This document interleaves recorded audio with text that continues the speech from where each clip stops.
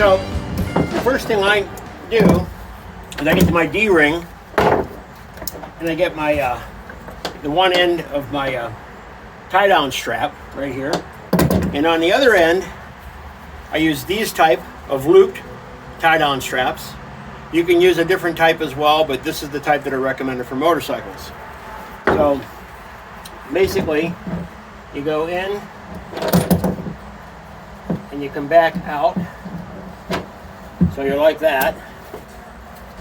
This one right here, see Jeff, make sure you can get this, you get up inside of here and you go around this top frame right here, your fork brace. You got to get above that, go around your fork brace, and then just basically come off so you're like that, right? Then all I do is I tighten it up enough to where the bike won't pull out.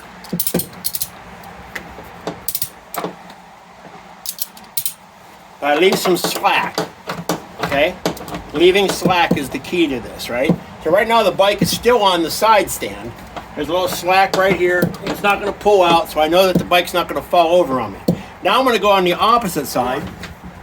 All right, now we're on the opposite side of the bike. Same type of strap, same scenario. We're going to make sure that the inside of it is facing up. We're going to come through, back out the other side, like that. And now on this one, we're going to do the same thing. We're going to get up here above the fork brace, come around, connect it in. Now we're going to ratchet the bike up to the center. Well, give me a second here. I want to get that all tangled up on itself. All right, tighten that up. And now we're going to start bringing the bike up.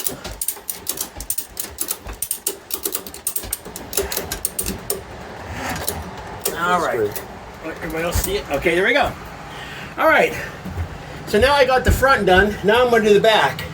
Now the back is a little different. I have some things called some cap straps I'm going to show you. You can only use them for, I think, BMWs that have the hole in the swing arm. On a motorcycle these work with.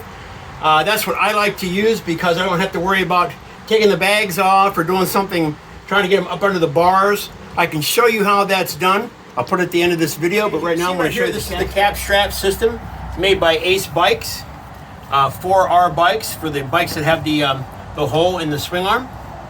So I'm going to show you how I use these. I think they're very clever, especially for our bikes.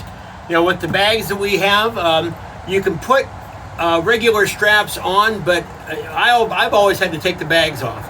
Now, if you're taking it to the service department or something like that, really doesn't matter if you got the bags on, right? Because you're just going to drop it off and you pick it up and bring it home. If you're traveling, you may have to put the bags in your trunk or in the back of your pickup truck, somewhere like that.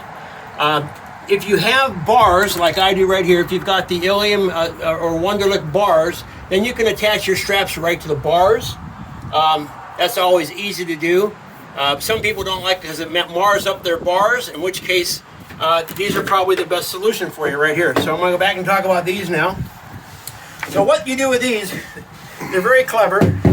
First thing you do is you run it through the hole in your swing arm. And it comes out the other side, obviously. And you pull it through. But you don't pull it all the way through, because you're going to take this one and come in from the other side, like so. Push it through. And then it goes into the cap strap itself, like that. It comes out. And then the other one does the same thing in reverse on the opposite side. And then you pull them up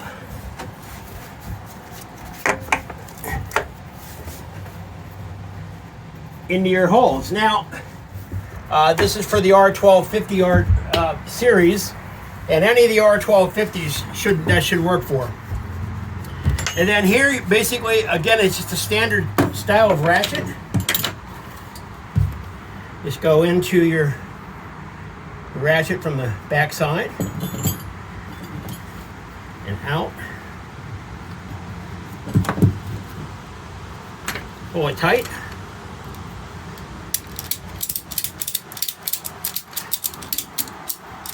Ratchet it home. Simple as that. The other side.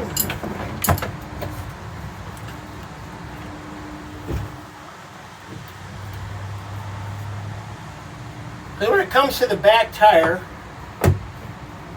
all you're concerned about is the bike sliding back and forth in the trailer. What's keeping it locked into the wheel chock in the front are the front tie downs. There you go. Tighten this up a little bit maybe. One more. All right. There you go. Bike's nice and tight. Not going to go anywhere. I was on a 1,600-mile trip last week, and I had to stop a few times and tighten up the straps because they will loosen up over a period of time just from moving back and forth.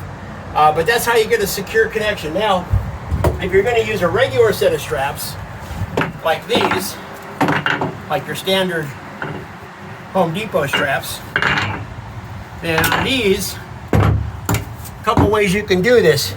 The easiest way is to get up under and around your bars like this, which I really don't recommend, but you can do it this way. Get on here first. There you go. Like that. And then you can pull them tight and ratchet them down. The other way is you got to take off the bags, which I'll show you here in just a second. So the other way to do this is you take the bags off. Now keep in mind, unlike a lot of normal motorcycles that you may have had in the past, one of the things we're concerned about on those is we want to tighten the suspension down so the bike doesn't bounce up and down in the trailer. With a BMW though, we don't have that issue because number one, we have the ESA, which is going to basically keep our bike locked in a specific position when it's not turned on. But on the 1600s, we have the duo lever. On the 1250s, I believe we still have the telelever. We don't have a duo lever. So even though we've got forks, because of the difference in suspension, we don't have to worry about cranking the suspension down to where it won't bounce up and down because our bikes aren't going to do that anyway. So that's why you can go ahead and connect directly to the frame like I have here, because all we're going to do for this is make sure that the rear end doesn't slide around the back of the trailer. So we're not really putting any real force on here. All of our force is in the front going into the wheel chock. So like I said, I prefer the cap straps for that. Or if I'm going to wrap something on my bike, I'm going to wrap it around my bars. Okay, if I want to use a regular kind of strap. But you can go onto this body panel here, or this body part here. It is strong enough. I mean, obviously it's connected to the frame. It's going to hold on to your muffler, and it's got your rear pegs. You do not want to put a lot of force on this, just enough to keep the bike from moving back and forth. So when you do that on both sides, you should be fine in terms of the bike being secure and not worrying about damaging any of these body parts. Okay? So there you go. That's all I got to say to you. I know that you've got you probably have a lot of your own opinions, and maybe you don't agree with anything I've just said, but I was asked to do a video on how to tie down a bike in a trailer, and this is how I do it. So if you have any questions, feel free to ask. Press the like button and subscribe to my channel if you like.